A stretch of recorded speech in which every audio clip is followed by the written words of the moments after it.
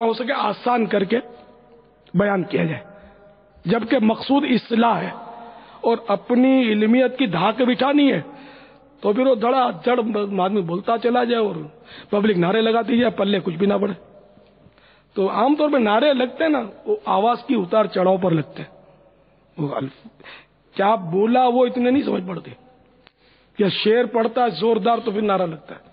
یہ شعر پڑھتا ہے، یہ شعر تھوڑی پلے پڑتا ہے۔ اب مولانا کے معنی پتہ نہیں تو وہ اشعار کے معنی پتہ ہیں، جو جھوم رہا ہے اور نعرے لگا رہا ہے،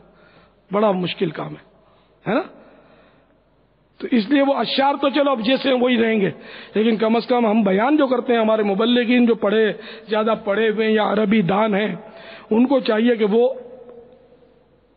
میرے آقا کی اس دکھیاری امت کو آسان لفظوں میں سمجھانے کی کوشش کیا کریں، تاکہ ان کی بہتر سے بہتر رہنمائی ہو سکے۔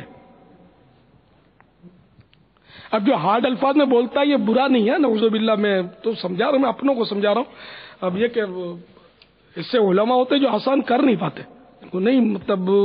وہ ایک عادت بنی ہوتی ہے، نہیں کر پاتے، تو اس لیے وہ